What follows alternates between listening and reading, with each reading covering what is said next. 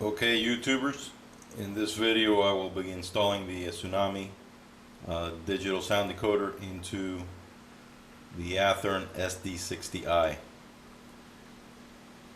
This decoder is for the EMD 710 engine, and it will be appropriate for any of these models as listed. And as you can see, the decoder itself is pretty similar to the MRC. In fact, it's probably a little smaller. So the first thing we'll do is to remove the stock MRC decoder from the SD60. Okay, I've removed the truck pickup wires from these two positions in the back, here and here for the front truck. The only thing left to do is to remove the motor connection, which are these two here, the positive and the negative with the red and the black, and then snap off the decoder, which is held by two clips. You have one clip right here, and the second clip is right here.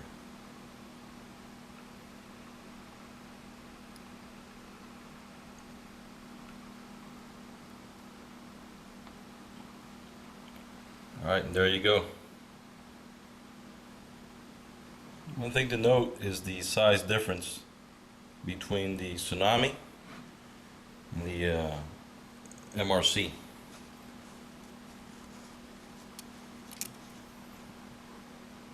Big difference.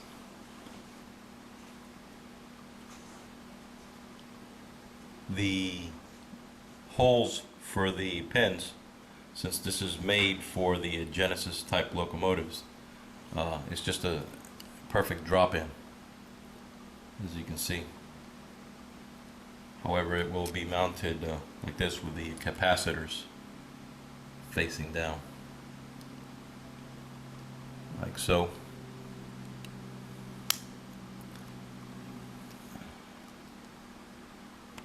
And that's it.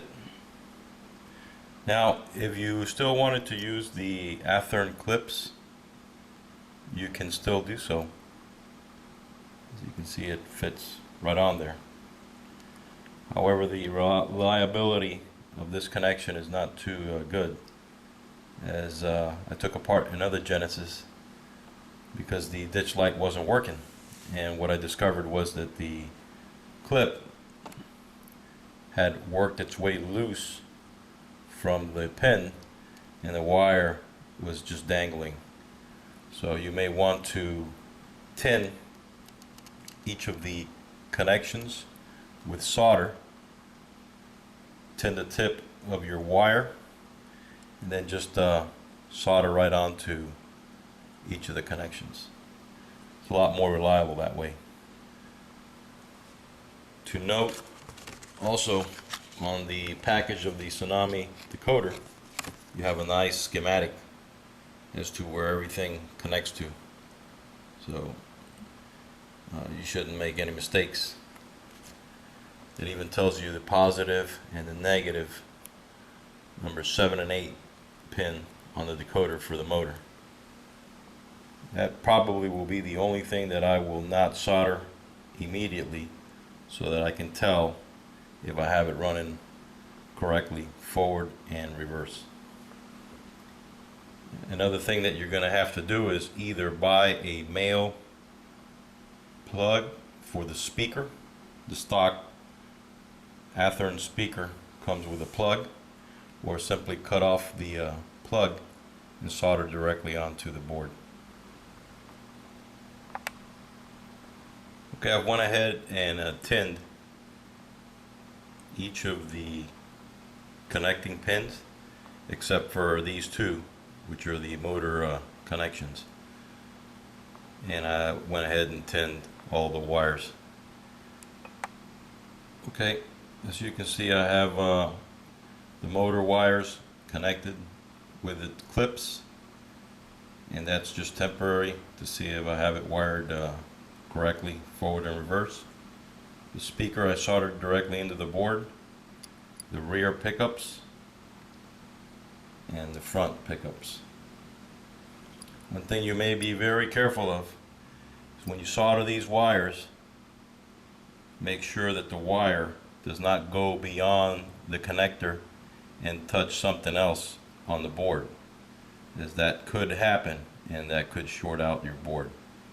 So be very careful to make sure that the wire is only on top of the connector and not extending anywhere it should not be. So right now we're going to give this a test, see how it works.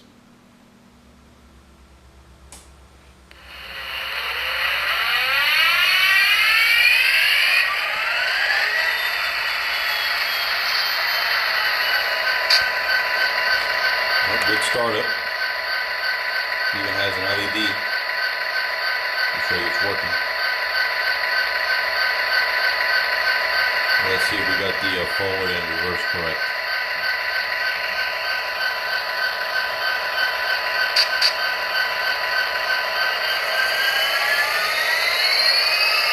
Yep, we got it right.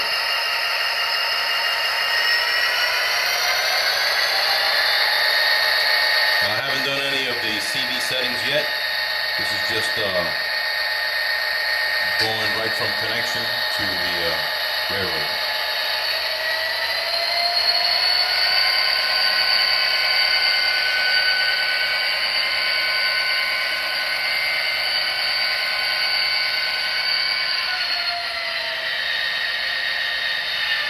Let's bring it back.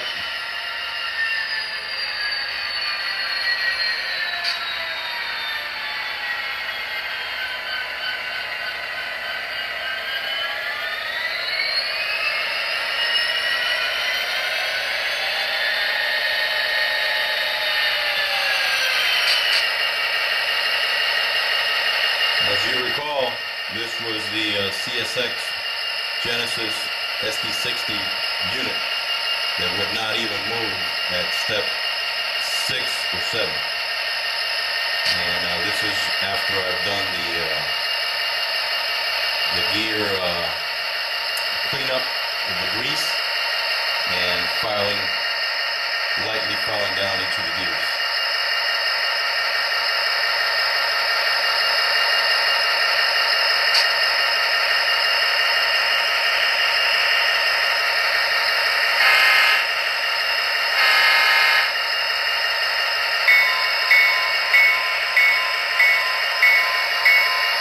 Soundtrack's Tsunami.